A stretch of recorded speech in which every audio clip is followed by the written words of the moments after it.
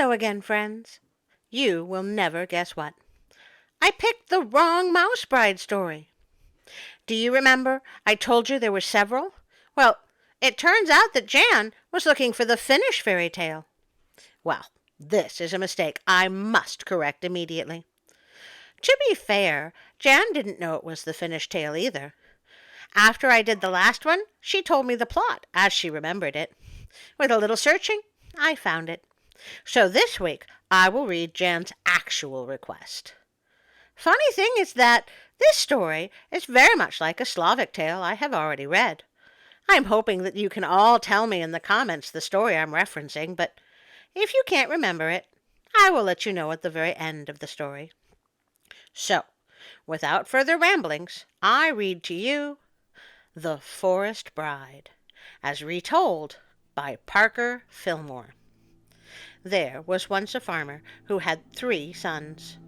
One day, when the boys were grown to manhood, he said to them, "My sons, it is high time that you were all married. Tomorrow, I wish you to go out in search of brides." "But where shall we go?" the oldest son asked. "I have thought of that too," the father said. "Do each of you chop down a tree, and then take the direction in which the fallen tree points. I'm sure that each of you, if you go far enough in that direction, will find a suitable bride." But don't you determine the way a tree falls by the way you chop it? I mean, this kind of seems like cheating. The next day, the 3 sons chopped down trees. The oldest son's tree fell pointing north. "That suits me," he said, for he knew that to the north lay a farm where a very pretty girl lived. The tree of the second son, when it fell, pointed south. "That suits me," the second son declared, thinking of a girl that he had often danced with who lived on a farm to the south. So, yeah, this really feels like a stacked deck here. The youngest son's tree, the youngest son's name was Vico. When it fell, pointed straight to the forest. "Ha ha!" the other brothers laughed. "Vico will have to go courting one of the wolf girls, or one of the foxes." They meant by this that only animals lived in the forest, and they thought they were making a good joke at Vico's expense. But Vico said he was perfectly willing to take his chances and go where his tree pointed. The older brothers went gaily off and presented their suits to the 2 farmers whose daughter they admired. Vico, too, started off with a brave front, but after he had gone some distance in the forest, his courage began to ebb. "How can I find a bride," he asked himself, "in a place where there are no human creatures at all?" Just then he came to a little hut. "Oh boy, I hope it's not on chicken legs." He pushed open the door and went in. It was empty. To be sure, there was a little mouse sitting on the table, daintily combing her whiskers. But a mouse, of course, doesn't count. "There's nobody here," Vico said aloud. The little mouse paused in her toilet and, turning towards him, said reproachfully, "Why, Vico, I'm here." "Ah! A talking mouse!" "But you don't count. You're only a mouse." "Of course I count," the little mouse declared. "But tell me, what were you hoping to find?" "I was hoping to find a sweetheart." The little mouse questioned him further, and Vico told her the whole story of his brothers and the trees. "The 2 older ones are finding sweethearts easily enough," Vico said. "Well, yeah, 'cause they already planned it out."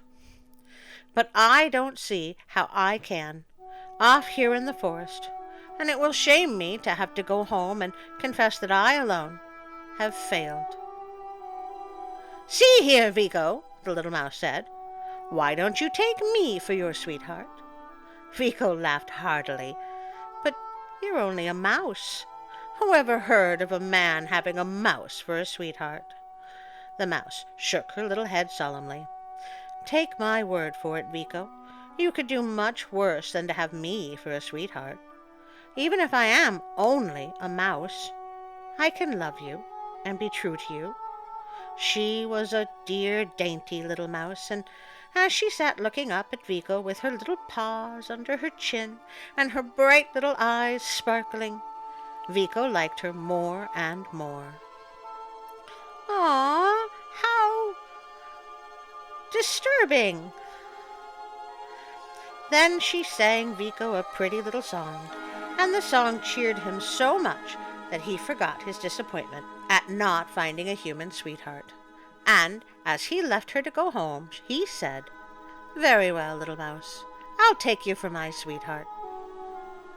I kind of feel as though that might break a great many laws. Some of them nature's. At that, the mouse made little squeaks of delight, and she told him that she'd be true to him and wait for him no matter how long he was in returning. Well, the older brothers, when they got home, boasted loudly about their sweethearts. "Mine," said the oldest, "has the rosiest, reddest cheeks you ever saw." That sounds like a sign of a drinking problem.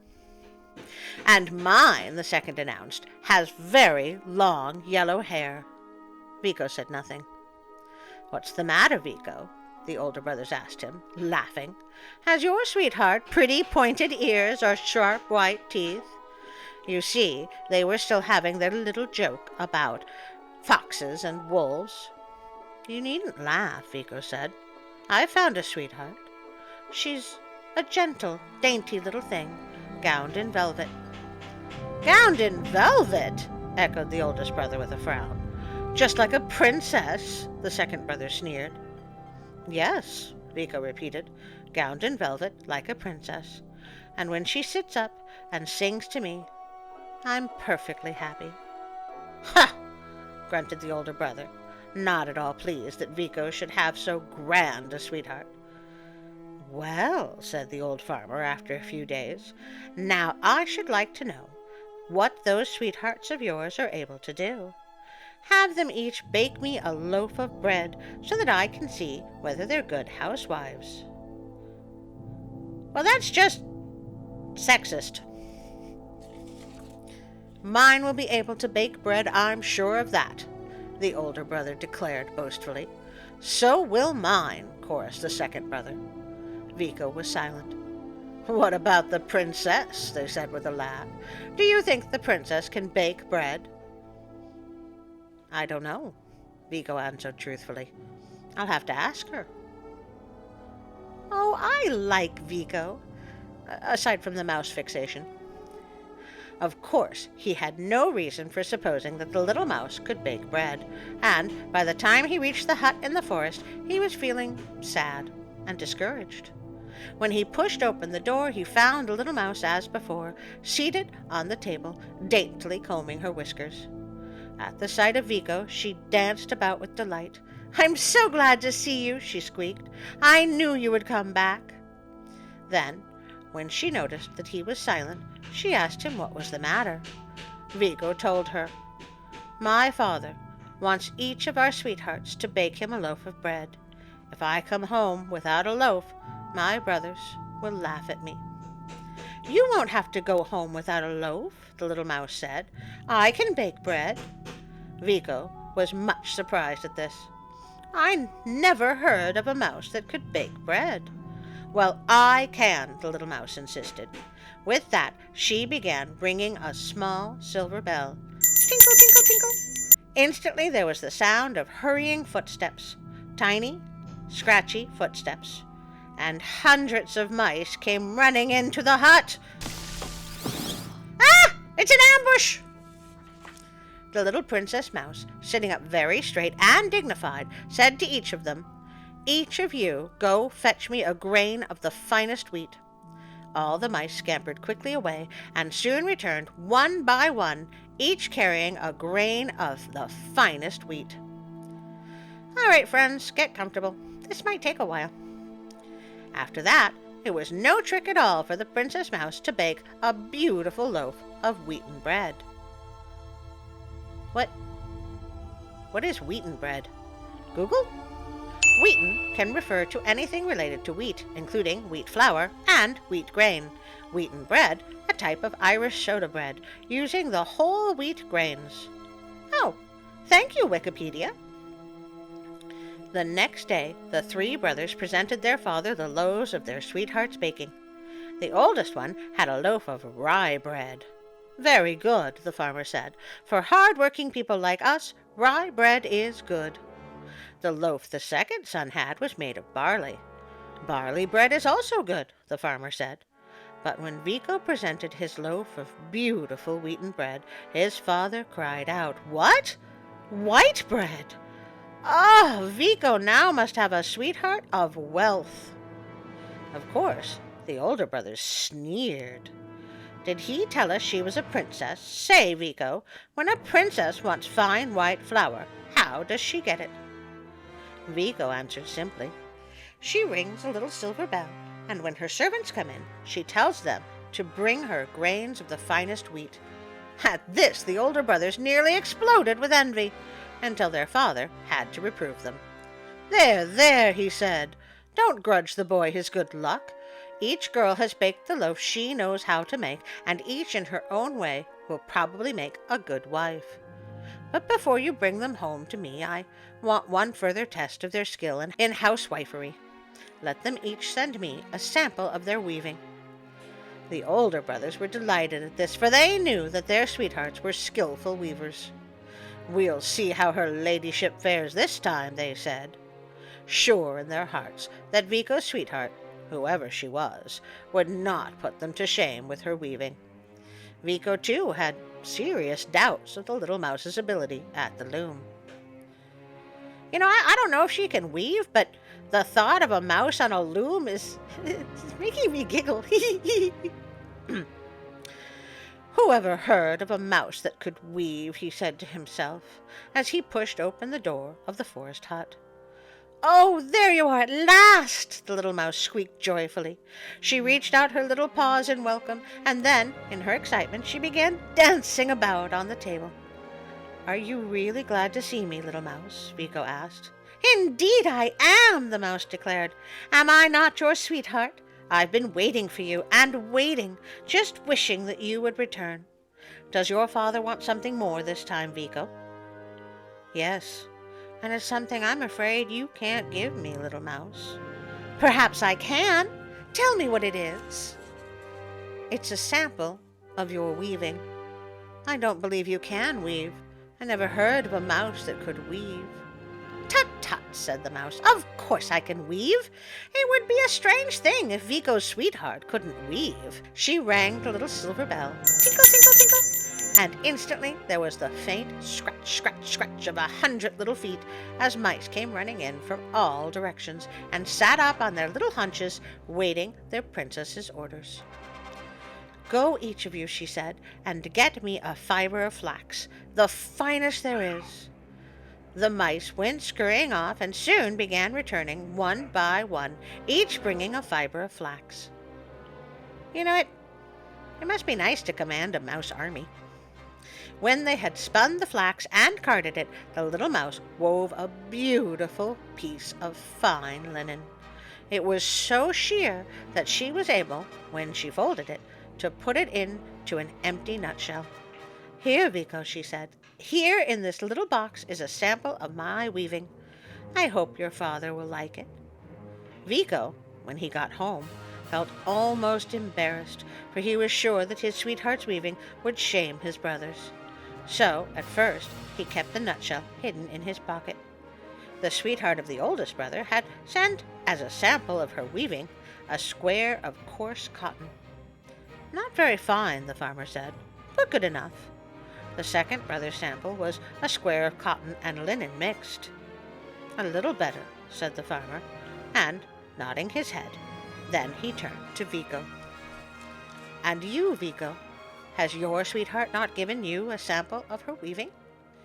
Vico handed his father a nutshell, at sight of which his brothers burst out laughing. Ha, ha, ha, ha, they laughed. Vico's sweetheart gives him a nut when he asks for a sample of her weaving. But their laughter died as the farmer opened the nutshell and began shaking out a great web of the finest linen. "Why, Vico, my boy," he cried, "however did your sweetheart get threads for so fine a web?" Vico answered modestly. She rang a little silver bell and ordered her servants to bring her in fibers of the finest flax. They did so, and after they had spun the flax and carded it, my sweetheart wove the web you see. "Wonderful," gasped the farmer. "I have never known such a weaver. The other girls would be all right for farmers' wives, but Vico's sweetheart might be a princess." "Well," concluded the farmer, "it's time that you all brought your sweethearts home. I want to see them with my own eyes. Suppose you bring them tomorrow." "She's a good little mouse, and I'm very fond of her," Vico thought to himself as he went out to the forest. "But my brothers will certainly laugh when they find she is only a mouse." "Well, I don't care if they do laugh. She's been a good little sweetheart to me, and I'm not going to be ashamed of her."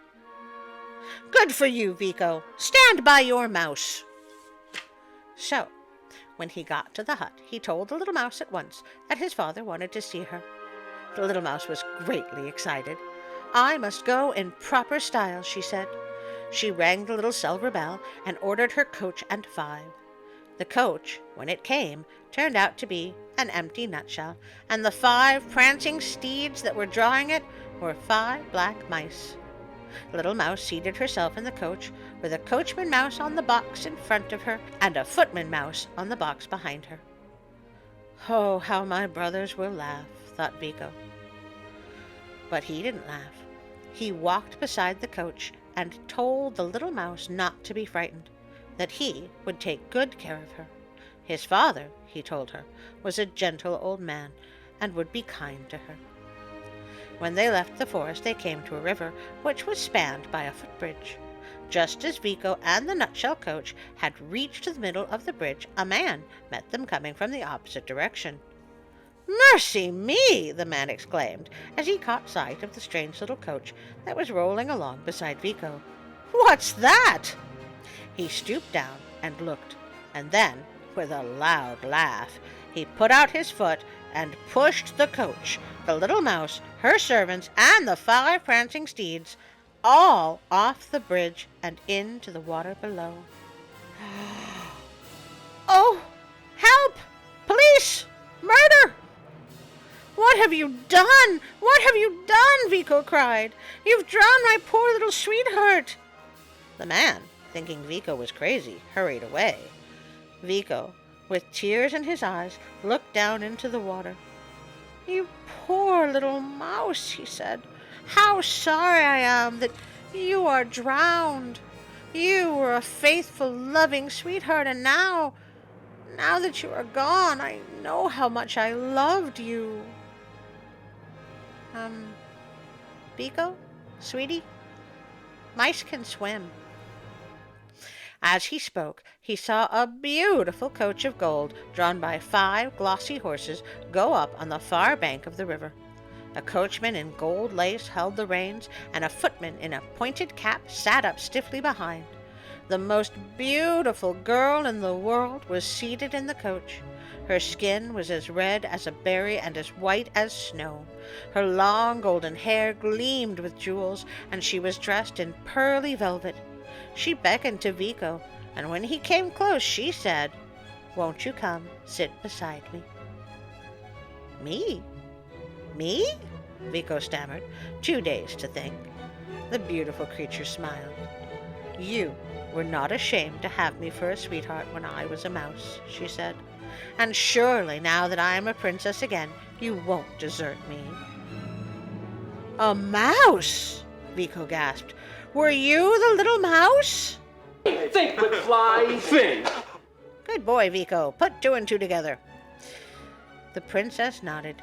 "Yes, I was the little mouse under an evil enchantment, which could never have been broken if you had not taken me for a sweetheart, and if another human being had not drowned me."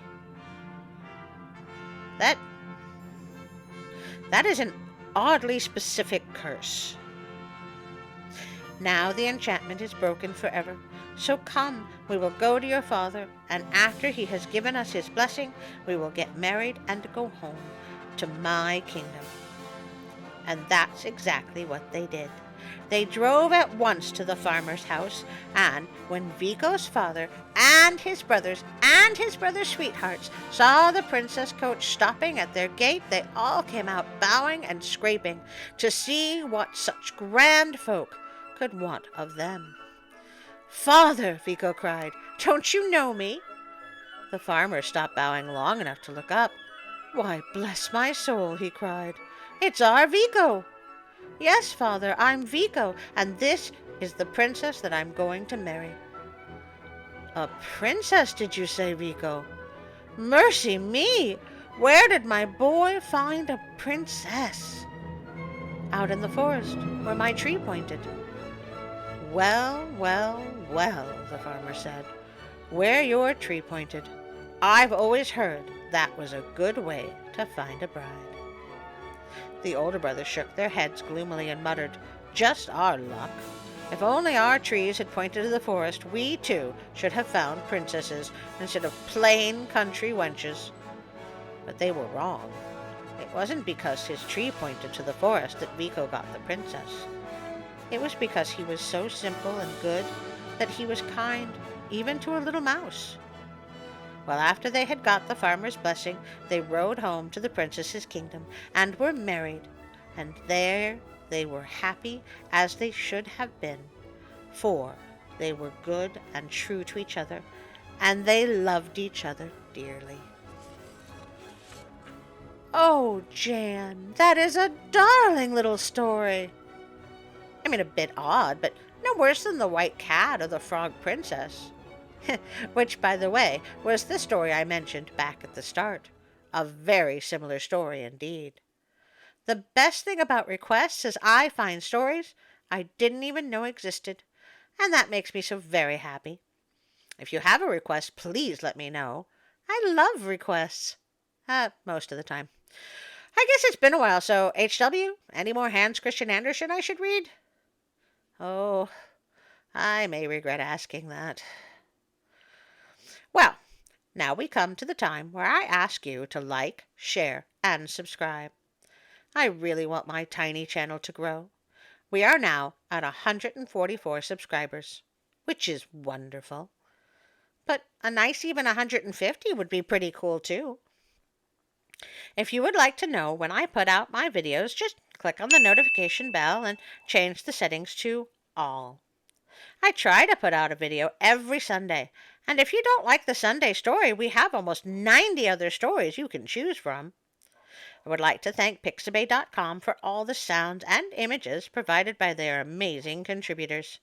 It is such a wonderful website, filled with the most creative people. If you would like to support me on Patreon, Instagram, or Facebook, there are links in the description below. And also, I want to thank you, my dear friends. When I start to wonder why I do this every week, I think back to the kind and wonderful comments and how I need to keep working until I can afford to buy a new laptop for Eliana because of the Baby Yaga joke. Colors of the world! Spice up your Every life. boy and every girl! Spice up your life. People of the world! Baba Yaga! Sorry. And now, a very special thank you to our Patreon friends.